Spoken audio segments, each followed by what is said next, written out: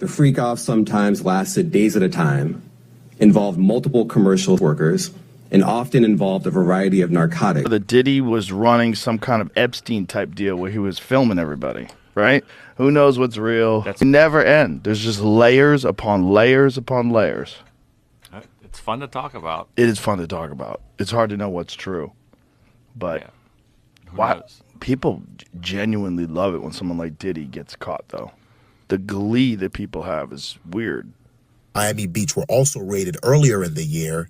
Agents say they found high-powered weapons, ammo, and 1,000 bottles of baby oil and lube. They just, you know, so you have, if you don't have what they need, they're gonna leave. Right. Gotta keep them there. Right. You need locks on the doors. Okay, this is sounding kind of dangerous now.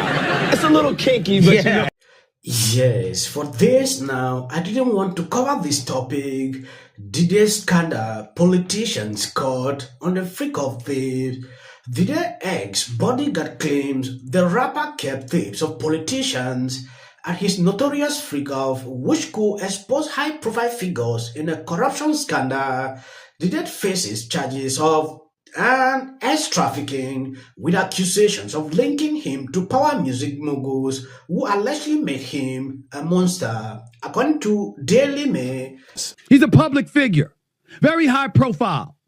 Yes, that's a big enough name. I don't believe all of this is happening because it's just Sean P. Diddy Combs thereafter.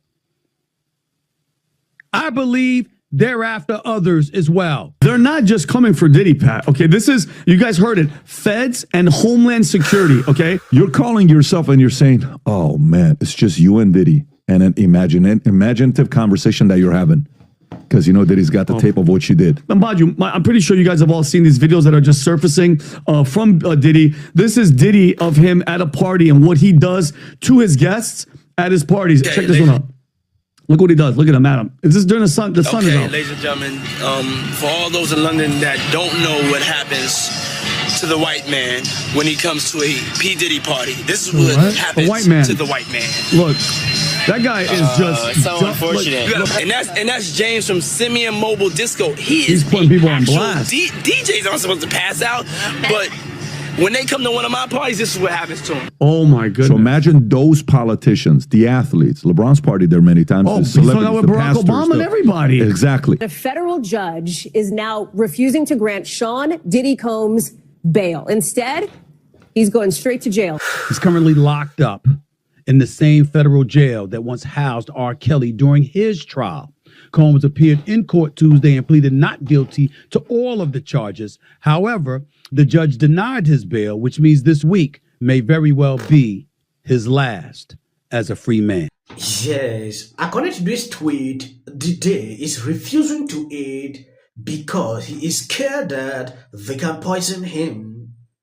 I got up the other day. I saw, he's now being watched because they are scared he can commit this.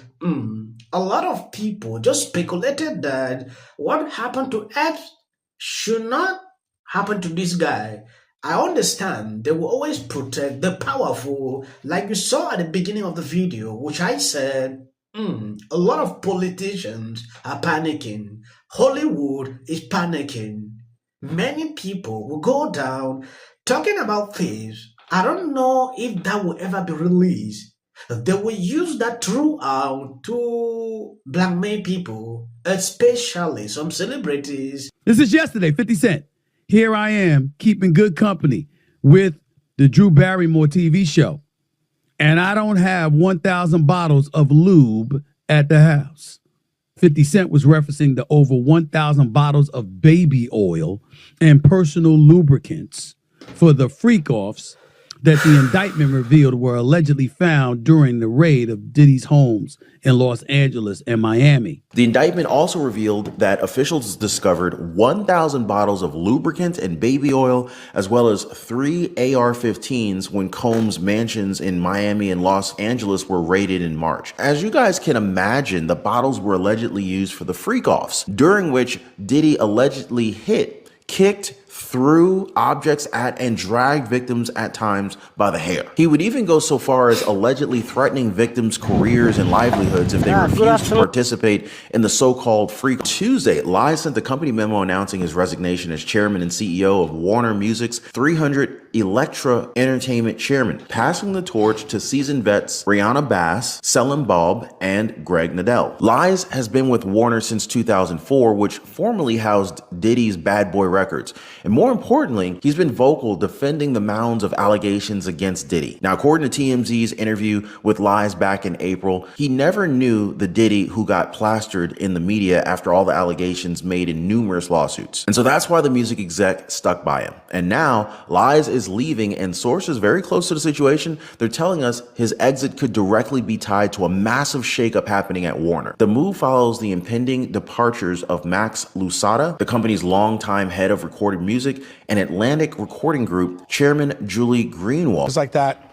These things happen in this business. It's out there in the hip hop world. I mean, I've come along a lot of cases where I've had rappers involved in drugs and guns and things like that. So I'm not surprised by that. But the government took a big step in waiting on this to come out and do this. They had this planned. Believe it or not, this is planned. I think even tonight, Diddy's girlfriend, Young Mommy, was caught distributing drugs. So she's been labeled as indicated in the federal report as supplying drugs, the accountant paying people off. So this is only the start of this investigation. Your search warrant, now this comes out, now there's going to be other things that's going to come out. Why do you think the feds waited this long? Because this has been going on, according to these complaints, for a long time. What triggered this? Did he cross someone?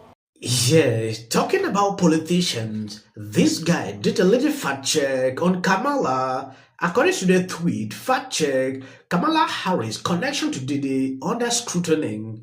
After Diddy's indictment on air trafficking charges, social media users unearthed 2020 tweet from Kamala thanking him for hosting a town hall. Thank you, Diddy, for hosting this town hall last night.